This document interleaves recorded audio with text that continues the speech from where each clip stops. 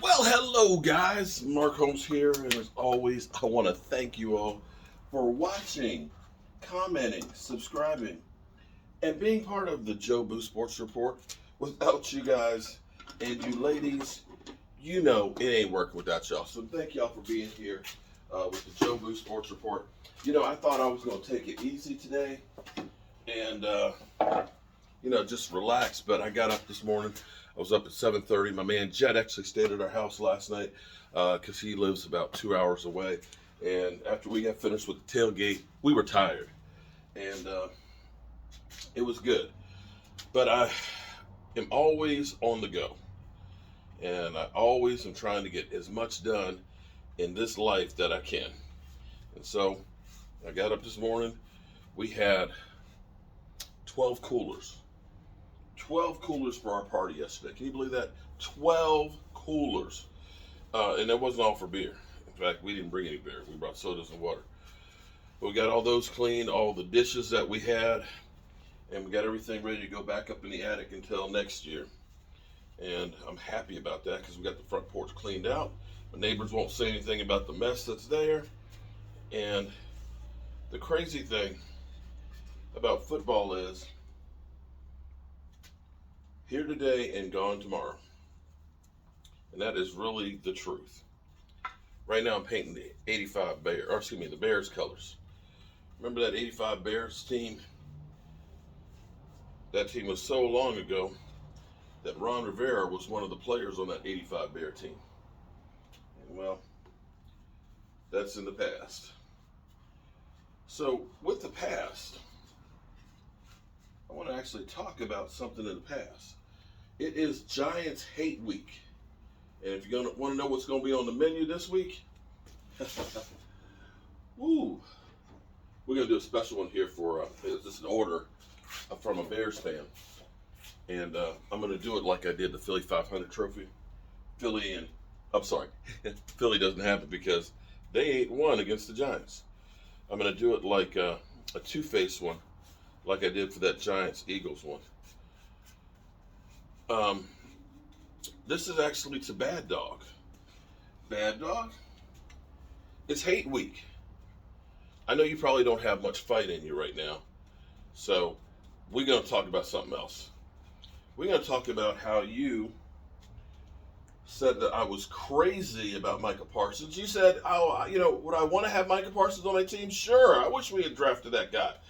But him like Lawrence Taylor, Mark Holmes, you're nuts. Mark Holmes, you're nuts. Are you crazy? You're talking about a Hall of Famer, and you got a rookie right here. How can you compare the two? I said, hey, Bad Dog.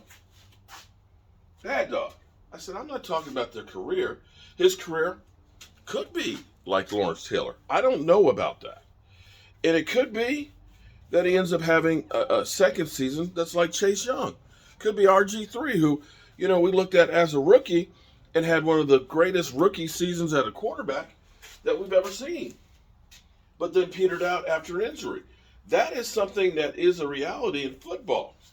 So I can't say that he is going to have a Hall of Fame career, much like Lawrence Taylor.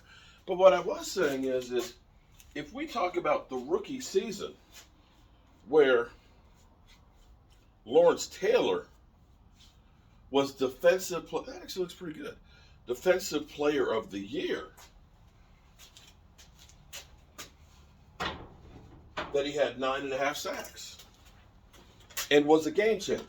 Now you rightly pointed out that you can't compare the two. And it's true. It is very difficult to compare different eras. I got that 100%. I understand. Because they didn't pass as much back then, right? But he still found a way. I'm trying to remember. He went into the Hall of Fame this year. Steelers safety. Who had interception record at the time. Or he talked about how many interceptions that he had. And he pointed out at that time in the 70s that they only averaged 15 passes per game. So I agree with you. Lawrence Taylor would have had more sacks these days had he been around here now. But I will also say, too, he would have had a lot more unnecessary roughness calls, too, because You get called for, giggling too hard at a quarterback these days. Hang on one second. Let me do this.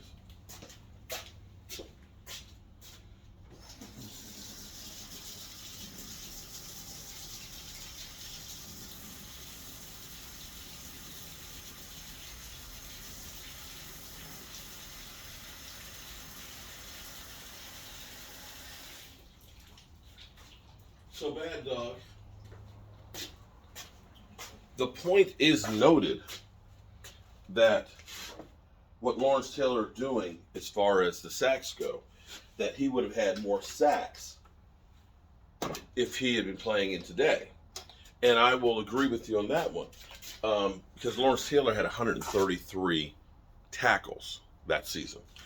And hence, in the same way you say that Lawrence Taylor would have had more sacks, he probably would have had less tackles because they weren't running the ball as much. Because, see, that's the difference between the numbers. Right now, Micah Parsons has about 78 tackles, 80 tackles or so. I don't think he's going to get anywhere close to the 180. But right now, he already has 3 sacks more than Lawrence Taylor. And he still has 4 games to go. It's conceivable that he could, if he just gets 2.5 more sacks, just 2.5 more sacks, he will take the rookie sack record. Now, so back to your original premise about him and Lawrence Taylor. You said Lawrence Taylor was a game changer. Quarterbacks feared him. They had to change how they played football against him.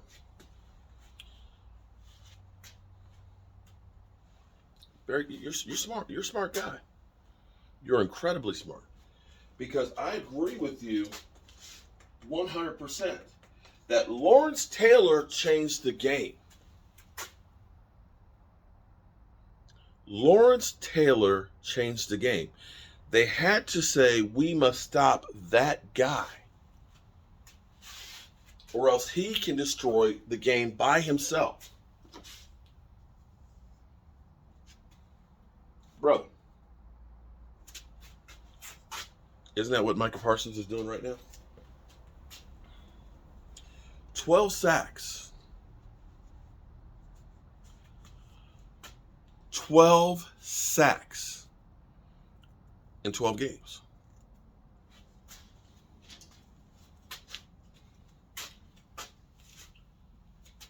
He literally destroyed Tyler Heineke. That Dallas Cowboys defense that gave up 224 yards. It's sad because all we're hearing about is Dak Prescott. He's not the guy. He's regressed. He's overpaid. We're sitting here looking away from the fact that we have a Super Bowl caliber defense in the making. Everybody can talk about how great Troy Aikman was and Emmitt Smith and that offense. But the people who really don't know football don't seem to remember that they had the number one defense that was taking the ball away. They were guys that were doing the business to the other teams. And for once, excuse me.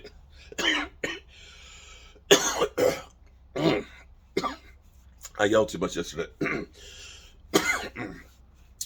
For once, we don't have the redheaded stepchild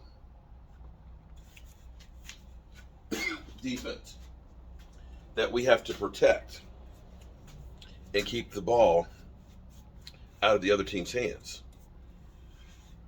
We now have a defense that can do stuff. And you can most attribute that to the rookie Micah Parsons, who, by the way, back to Lawrence Taylor, bad dog. Or should I just say mad dog, because you mad as hell. You know you mad, bro. You know you are mad as hell about how sorry your New York Giant team is. It's okay. It's okay, bad dog.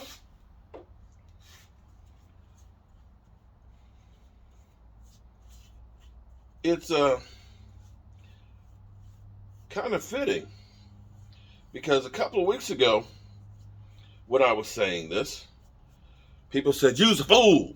You's a crazy man, Mark Holmes. Defensive Player of the Year, maybe, as a rookie." And I said, it's time to stop talking about him as Defensive Player of the Year, rookie. So it's time to start talking about him as defensive player, period. And it seemed like little old Vegas, little old Las Vegas, has now changed his odds as Defensive Player of the Year from minus 2,500 to 400.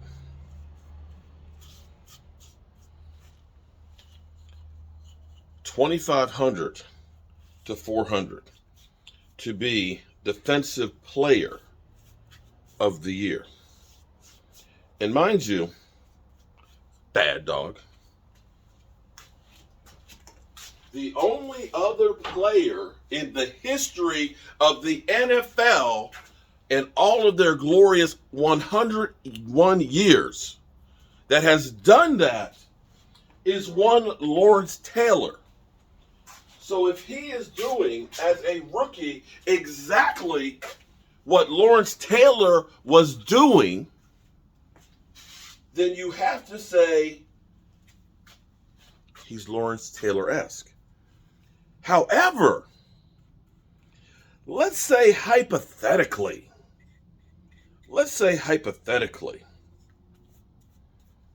that if he keeps going on at his current pace and he ends up with, I don't know, a sack a game,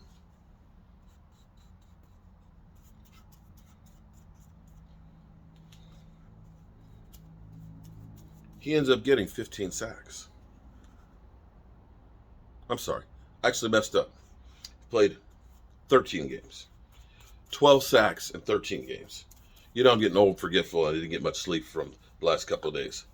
But let's say he ends up with 15 sacks, which is conservative because that's less than one per game. Let's say he ends up with 16 sacks. Are you honestly going to tell me, bad dog, that he is not Lawrence Taylor-esque? I know this year has been rough on you, bro. I feel bad for you. But if you'd like to debate it one-on-one, I would love to debate it with you one-on-one on if Micah Parsons could end up being the next Lawrence Taylor. Or how about this? Let me really piss you off. How about, could Micah Parsons end up being better than Lawrence Taylor?